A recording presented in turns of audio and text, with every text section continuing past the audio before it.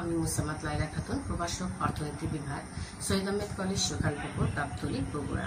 প্রিয় শিক্ষার্থীবৃন্দ, আশা করি তোমরা সবাই ভালো আছো এবং সুস্থ আছো। আমাদের এই অনলাইন ক্লাসে তোমাদের সবাইকে অনেক অনেক শুভেচ্ছা ও অভিনন্দন। তোমরা সবাই জানো কোভিড-19 সারা বিশ্ব আজ বিপর্যস্ত, কিন্তু এই বিপর্যস্ত সময়েও কিন্তু তোমরা ঘরে বসে এই অনলাইন ক্লাসগুলো করার সুযোগ পাচ্ছ। তো আমি আশা করব তোমরা ঘরে বসে সময় নষ্ট না করে এই অনলাইন ক্লাসগুলো করবে।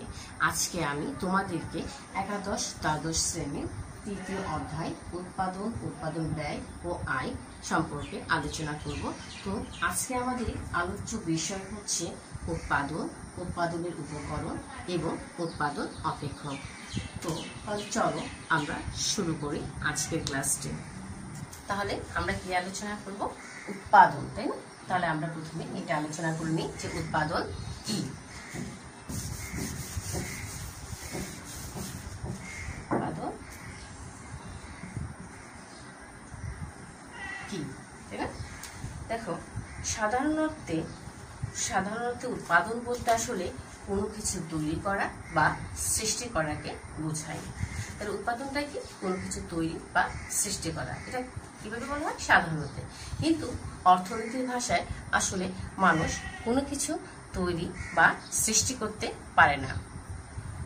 অর্থাৎ অর্থনীতি বলে যে আসলে মানুষ কোনো কিছু তৈরি করতে পারে না। মানুষ শুধুমাত্র কি করতে পারে? প্রকৃতি প্রদত্ত কোনো দ্রব্যের রূপ বা অবস্থানের পরিবর্তন করে তাকে ব্যবহার উপযোগী করে তুলতে পারে। তাহলে আসলে আমরা এখন সংজ্ঞাটা একটু লিখে নিই যে উৎপাদন কি।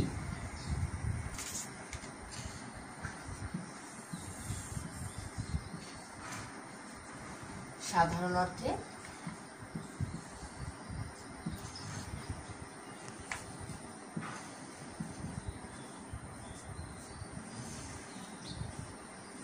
উৎপাদন বলতে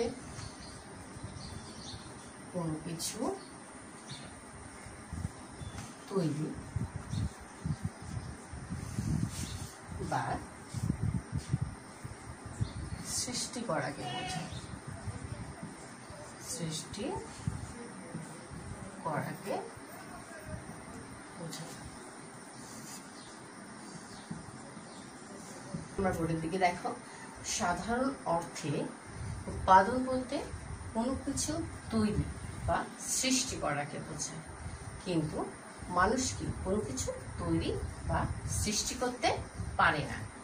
সে শুধু প্রকৃতি প্রদত্ত সম্পদের আকার, আকৃতি, রূপ পরিবর্তন করে নতুন উপযোগ সৃষ্টি করতে পারে। তাহলে আমরা কি বলতে পারি অর্থনীতিতে?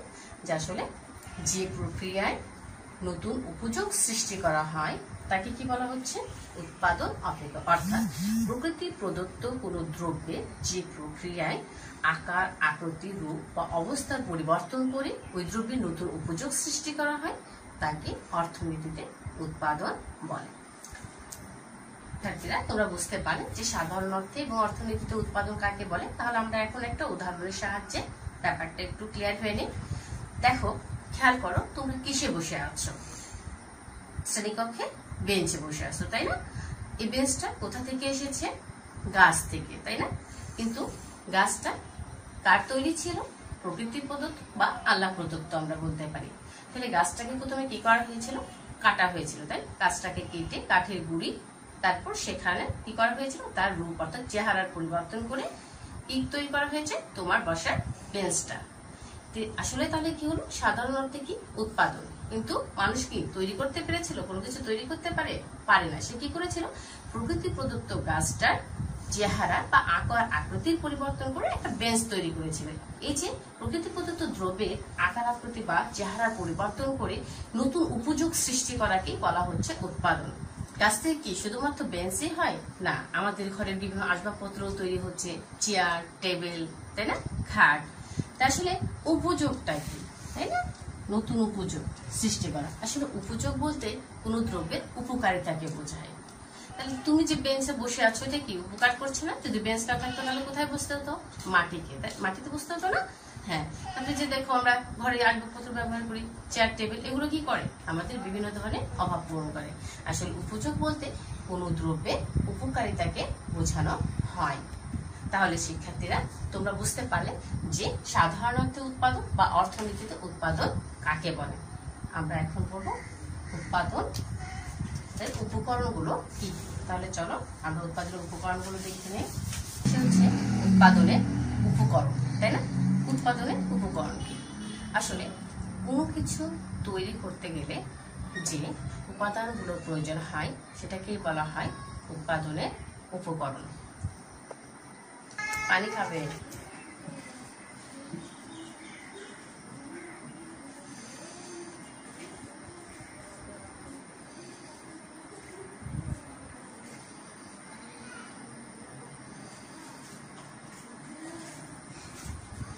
খেয়াল করো, উৎপাদন উপকরণটা কি? যে কোনো কিছু উৎপাদনের জন্য যে উপাদানের প্রয়োজন হয় তাকে উৎপাদনের উপকরণ বলে। আমরা জানি কোনো কিছু তৈরি করতে গেলে কি আসলে উপকরণ প্রয়োজন, উপকরণ ছাড়া কি আসলে উৎপাদন সম্ভব নয়। এই উৎপাদনের উপর ভিত্তি করে এই জন্য উৎপাদনের উপকরণগুলোকে প্রধানত 4 ভাগে ভাগ করা হয়। তাহলে উৎপাদন উপকরণ প্রধানত 4 প্রকার। কি কি? চলো আমরা তাহলে দেখে নিই। 1, ভূমি। তাহলে শিক্ষার্থীরা উৎপাদন উপকরণ কত কি? 4টি প্রধানত। ভূমি, 2 হচ্ছে শ্রম, 3 মূলধন ও 4 নম্বরটা হচ্ছে সংগঠন।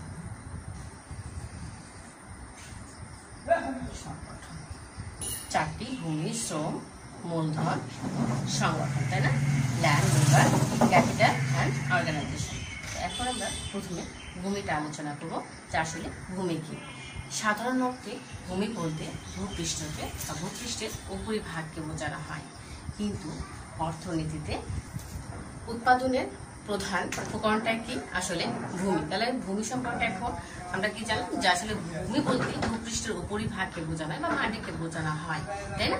কিন্তু অর্থনীতি কি? ভূমি বলতে শুধুমাত্র কিন্তু ভূপৃষ্ঠের উপরিভাগ বা মাটিকে বোঝানো হয় না। উৎপাদন কাজে ব্যবহৃত, উৎপাদন ক্ষেত্রে ব্যবহৃত সকল প্রাকৃতিক সম্পদকে আসলে বলা হয় ভূমি, তাই না?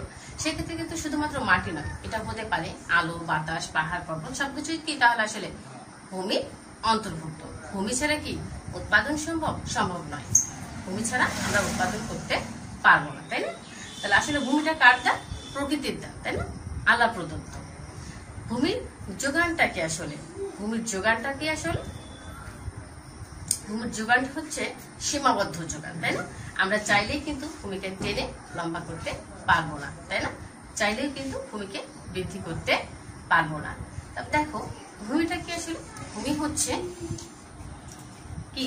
ভূমি কি মাটি করে নিয়ে যাওয়া যায়? হাতে করে কি নিয়ে যাওয়া সম্ভব নয়। অর্থাৎ ভূমি কিন্তু আসলে স্থানান্তরযোগ্য নয়। আমরা চাইলেই কিন্তু ভূমিকে এক স্থান থেকে অন্য স্থানে নিয়ে যেতে পারি না, তাই না? তবে কি ভূমিকে কিন্তু হস্তান্তর করা যায়, তাই না? ভূমি হচ্ছে হস্তান্তর যোগ্য। ভূমি আমরা স্থানান্তর করতে না পারলেও কিন্তু কি করতে পারি? ভূমি চাইলে হাত বদল করা যায়। কিসের মাধ্যমে? অর্থের বিনিময়ে। আমি চাইলেই কিন্তু কি করতে পারি? আমার জমিটা অন্যের কাছে বিক্রয় করতে পারি। এই জন্য বলা হয় ভূমি হচ্ছে হস্তান্তর যোগ্য। ভূমি কি? ভূমির অবিনশ্বর। এর কি বিনাশ আছে? নেই। অতীতে ছিল, বর্তমানে আছে এবং ভবিষ্যতে কি দেখা যাবে? ভূমি থেকে যাবে। এর কিন্তু কোনো কি ধ্বংস বা শেষ নেই, তাই না? ভূমি কিন্তু আসলে কি? সকল ভূমি কিন্তু উর্বর শক্তির দিক থেকে সমান নয়, তাই না? কোন জমি উর্বর, কোন জমি অনুর্বর, আবার কোন জমি কি কঙ্কর মিশ্রিত, তাই না? তার মানে কি ভূমির উর্বর শক্তির পার্থক্য রয়েছে। এবার তৃতীয় উপকরণ শ্রম সম্পদ।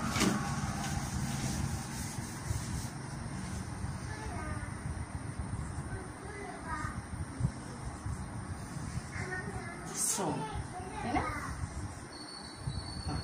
উৎপাদন দ্বিতীয় উপকরণ হচ্ছে শ্রম। মূলধন ছাড়া যেমন ভূমি ছাড়া যেমন উৎপাদন সম্ভব নয়, ঠিক তেমনি কিন্তু শ্রম ছাড়াও কিন্তু কি উৎপাদন করা যাবে না, তাই না? তাহলে শ্রমটা মানুষের কি যে কোনো ধরনের শারীরিক বা মানসিক পরিশ্রমকেই বলা হয় শ্রম। অর্থাৎ মানুষ কি কাজের বিনিময়ে যে পরিশ্রম করে থাকে, শ্রম দিয়ে থাকে, এটাই হচ্ছে আসলে কি শ্রম, তাই না? তাহলে সাধারণত শ্রম বলতে কি বোঝায়? সাধারণত শ্রম বলতে মানুষের যে কোনো ধরনের শারীরিক বা মানসিক পরিশ্রমকে শ্রম বলা হয়ে থাকে। কিন্তু অর্থনীতিতে শ্রম বলতে শুধুমাত্র কি বলা হচ্ছে না, শারীরিক পরিশ্রমকে কিন্তু আসলে শ্রম বলা হয় না।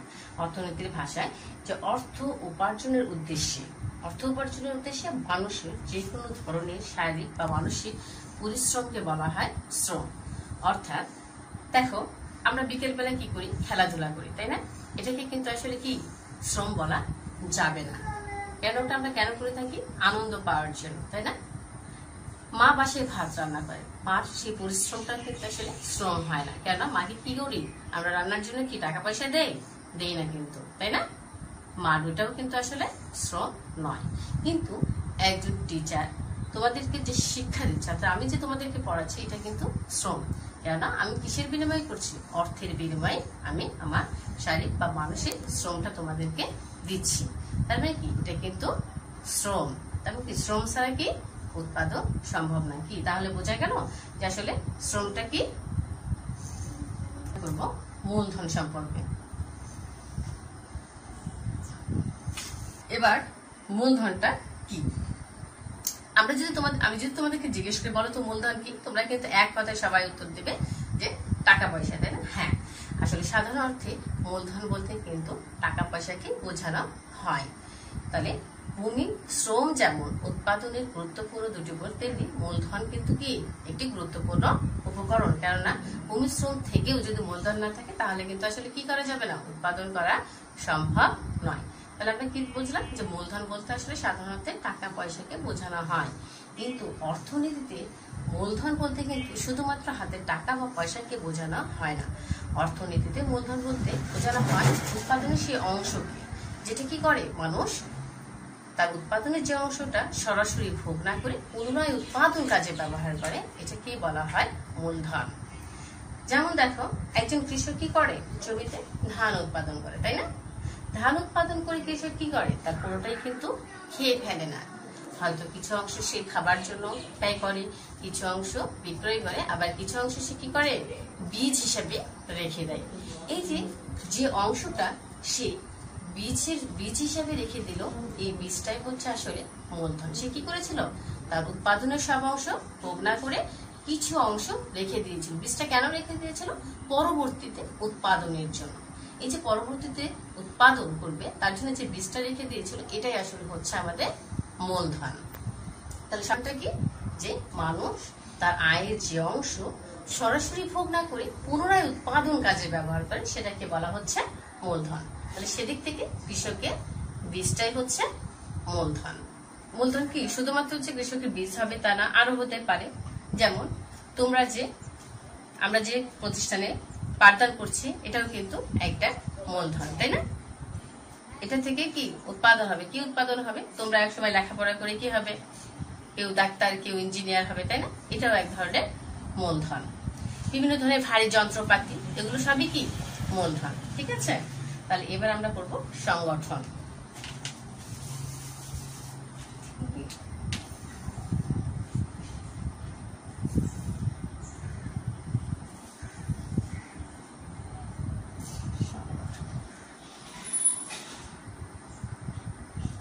উৎপাদনের উপকরণের চতুর্থ উপকরণটি হচ্ছে কি সংগঠন, তাই না? এখন ভূমি আছে, শ্রম আছে, মূলধনও আছে, সবই আছে, কিন্তু যদি সংগঠন না থাকে তাহলেও কিন্তু উৎপাদন করা সম্ভব নয়। তার মানে কি উৎপাদনের উপকরণ হিসেবে সংগঠনের যথেষ্ট গুরুত্ব রয়েছে। এখন সংগঠনটা কাকে বলে? সংগঠনটা কি? ভূমি, শ্রম এবং মূলধনকে একত্রিত করার প্রক্রিয়াটাই হচ্ছে সংগঠন। তাহলে সংগঠনটা কি? ভূমি, শ্রম, মূলধনকে একত্রিত করণের যে প্রক্রিয়া, এই প্রক্রিয়াটাকে বলা হয় সংগঠন। এখন যে বা যিনি এই কাজটি করে থাকেন তাকে বলা হয় সংগঠক বা উদ্যোক্তা। তাহলে যারা এই কাজটা করবে সেকে সংগঠক। আর ভূমি, শ্রম, মূলধনকে একত্রিত করণের প্রক্রিয়াটাই কিন্তু সংগঠন। এটা কিন্তু একটা গুরুত্বপূর্ণ একটা কোশ্চেন, যে সংগঠন এবং সংগঠক কি, এই দুটো কিন্তু আসলে কি হয়ে যায়, মিশেল হয়ে যায়, এলোমেলো হয়ে যায়। তো এলোমেলো যেন না হয়, সংগঠন কি তাহলে আমরা বুঝলাম, এবং সংগঠক কি সেটাও কিন্তু আমরা জানলাম। আমরা উৎপাদনের উপকরণ কয়টি জানলাম? উৎপাদনের উপকরণ কিন্তু 4টি, তাই ভূমি, শ্রম, মূলধন এবং সংগঠন জানবো।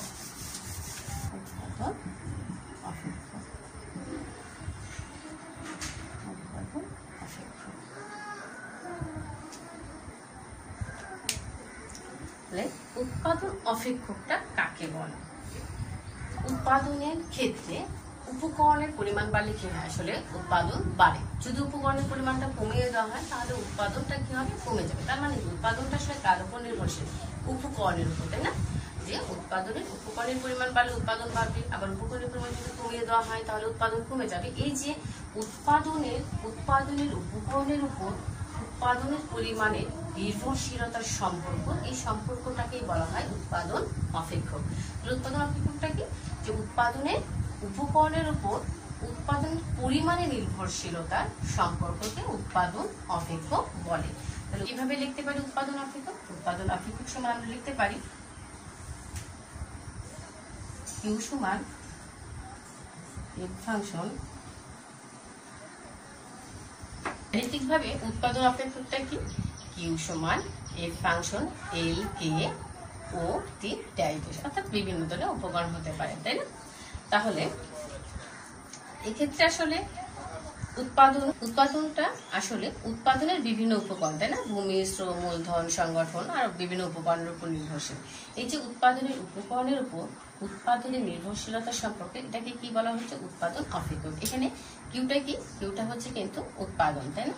আর এফটা হচ্ছে ফাংশন প্রতীক, আর এন এম কে এগুলো কি? এগুলো প্রত্যেকটাই হচ্ছে কিন্তু আসলে উৎপাদনের উপকরণ, তাই কিন্তু ন্যাটি ভূমি, তাই না?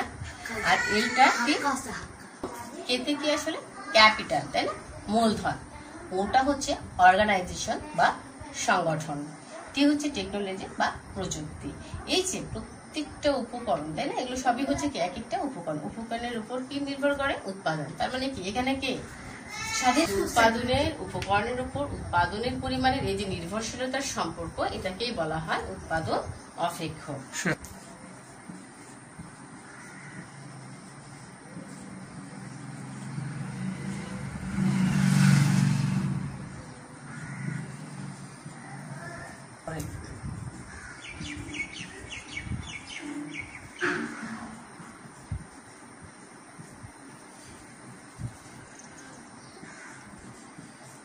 উৎপাদন অপেক্ষককে কয় ভাগে ভাগ করা হয়? দুই ভাগে। উৎপাদন অপেক্ষক দুই প্রকার। একটা হচ্ছে স্বল্পকালের উৎপাদন অপেক্ষক, আর একটা হচ্ছে দীর্ঘকালের উৎপাদন অপেক্ষক।